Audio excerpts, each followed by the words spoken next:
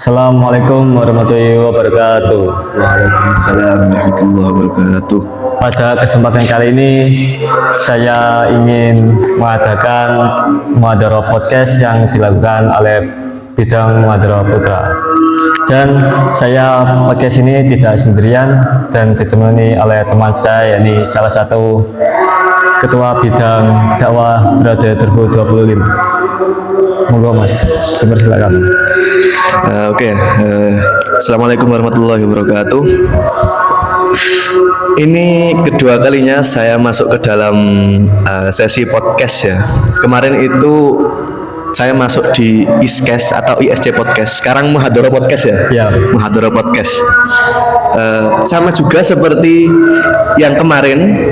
Jadi podcast ini itu termasuk salah satu program kerja yang kemarin kan program kerja bidang saya yaitu bidang dakwah dan bidangnya Mas Wafi yaitu bidang pendidikan.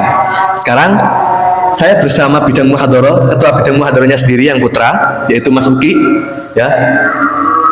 Kita di sini akan membahas beberapa hal gitu ya, membahas beberapa hal yang insya Allah dapat membantu maupun dapat membantu orang-orang sekitar maupun dapat membantu teman-teman semuanya. Seperti itu aja. Langsung pertanyaan Mas ya? Oh iya. Ya monggo. Yang pertanyaan pertama apa? Pertanyaan pertama yakni bagaimana cara meningkatkan kesadaran dan kepedulian pemuda terhadap isu-isu sosial dan lingkungan di era ini. Cara meningkatkan kepedulian Ya. terhadap isu sosial di era ini.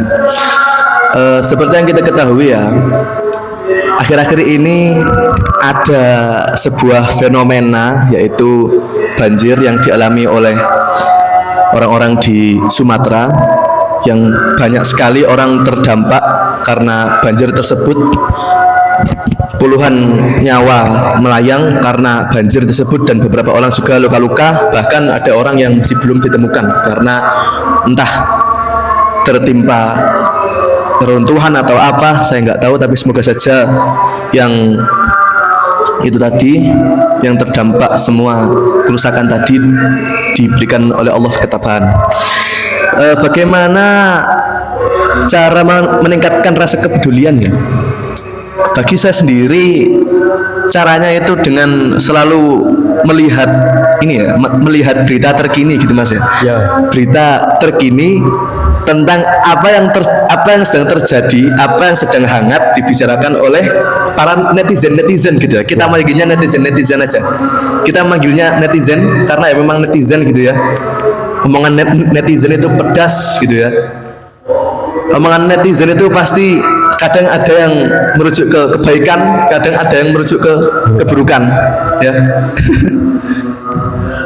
Ya seperti yang saya bilang tadi, kita harus sering-sering melihat berita dalam media sosial, entah Facebook, Instagram, dan yang lain-lainnya, agar kita selalu tahu berita yang terbaru dan agar kita juga bisa merasakan empati gitu ya, merasakan perasaan yang sama dengan mereka.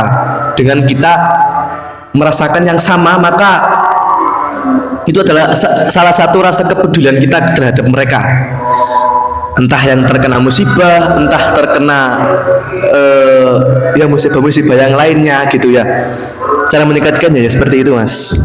Sebenarnya simpel aja, tapi banyak orang yang sekarang itu lebih suka melihat yang singkat-singkat aja daripada melihat yang gimana ya, lebih kompleks gitu. Jadi melihatnya itu kayak cuma 1 menit, oh informasi ini selesai scroll, oh informasi ini selesai scroll. Jadi mereka belum tahu kenyataan dari informasi tersebut. Seperti itu. Gitu ya Mas. Ya, seperti itu aja. Lanjut pertanyaan kedua. Oke, siap.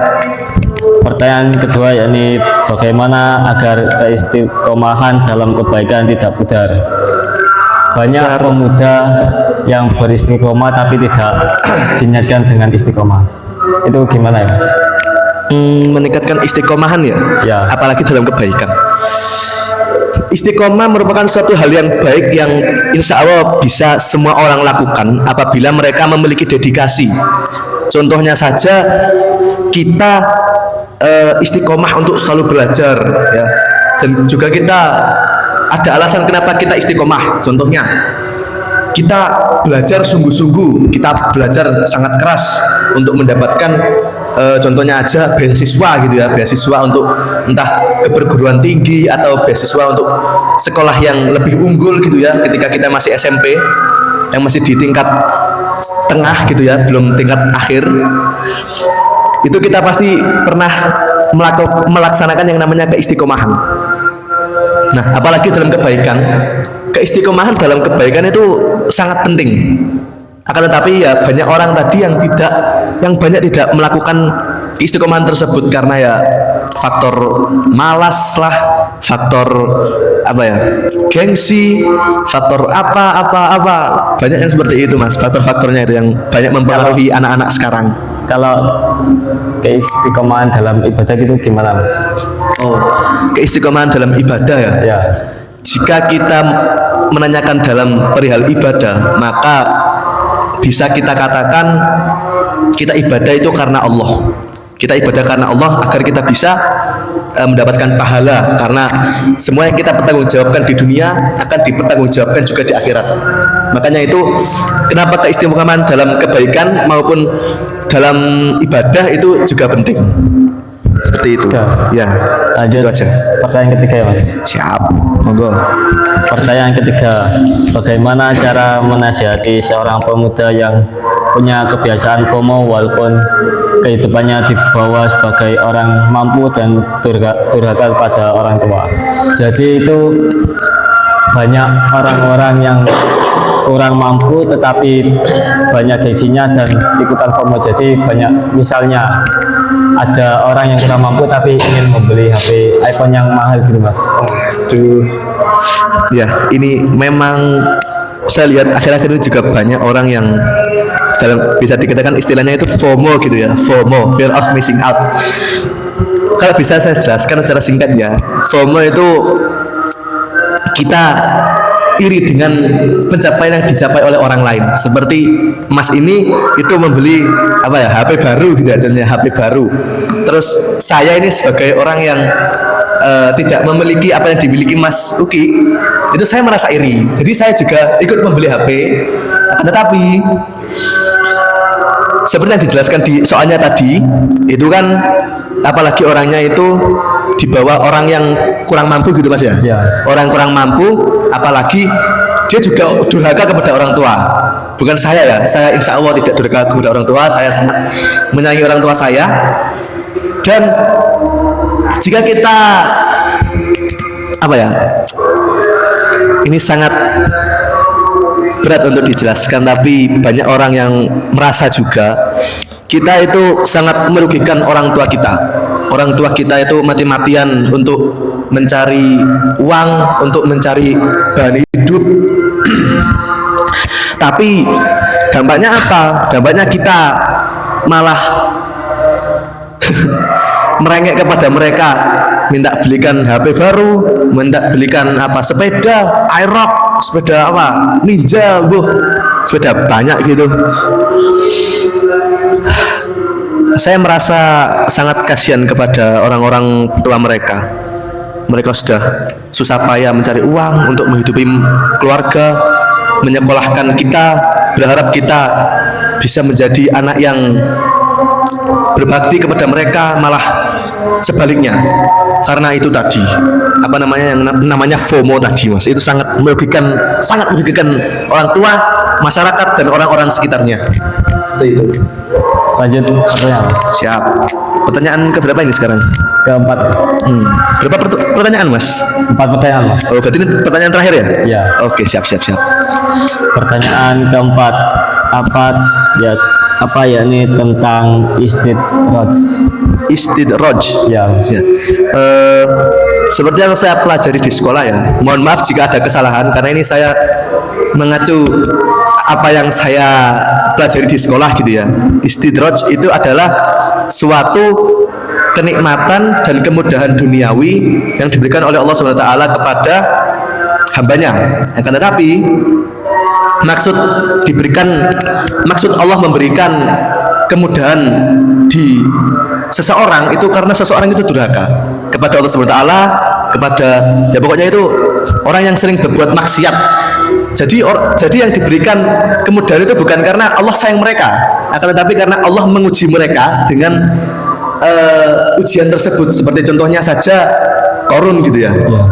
Korun itu kan dulunya kan seorang pengembala kalau nggak salah ya, seorang pengembala yang kurang mampu, akan tetapi dia ini sangat taat ibadah, sangat taat ibadah.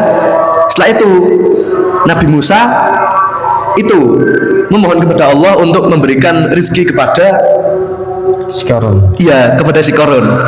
Setelah itu Korun pun menjadi seseorang yang kaya, menjadi seorang yang kaya hingga dia ini tuh lupa dengan kewajibannya sebagai seorang muslim, yaitu untuk membayar zakat. Dia membayar zakat saja tidak mau. Dia menjadi orang yang sombong karena keberlimpahan, gemerlapnya kekayaannya ya, kekayaannya emas-emasan, hingga dia merasa, wah ini aku adalah orang yang sangat beruntung. Seperti yang pernah saya baca di dalam surat apa itu ya, surat Al-Isra atau surat apa gitu, saya lupa. Pokoknya ada cerita yang Korun itu keluar rumah dengan berbagai kemewahannya, dengan berbagai gemerlap-gemerlip perhiasan gitu ya, perhiasan emas-emasan, hingga ada orang yang ngomong itu, wah dia sungguh orang yang sangat beruntung sekali. Akan tetapi orang-orang yang berilmu mengetahui bahwasanya kegemerlapangan, pokoknya itu keberlimpahan hartanya yang diberikan Allah SWT kepada Korun itu bukan sebagai kenikmatan, akan tetapi sebuah ujian yang diberikan oleh Allah SWT kepada Korun. Nah, hasilnya apa? Hasilnya Korun tidak membayar zakat dan menjadi orang yang sombong. Nah, kita tahulah akhir dari hidupnya Korun seperti apa. Semua hartanya terkubur, hingga ada yang namanya itu, pasti semuanya pernah dengar yang namanya harta karun. Nah, harta karun itu kan bukan harta karun karena terkubur gitu lah. Itu karena dari kata karun itu kan korun, Pak. Harta korun. Nah, itu makanya sekarang banyak yang namanya harta karun. Berarti harta yang dipendam gitu, Mas? Ya, bukan.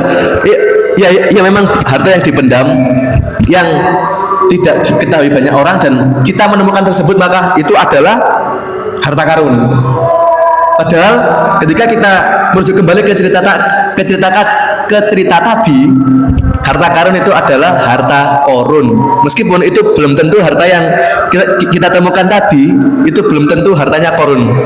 Entah hartanya Pak ini, hartanya Pak itu, entah kita menemukan apa, uang atau apa, ya seperti itu aja.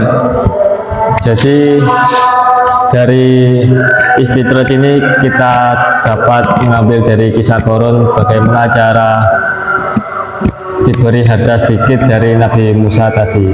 Iya. Jadi apa pelajaran yang kita ambil dari kisah Korun tadi untuk teman-teman kita di sana? Ya, pesan-pesan atau keteladanannya gitu ya. Teladannya.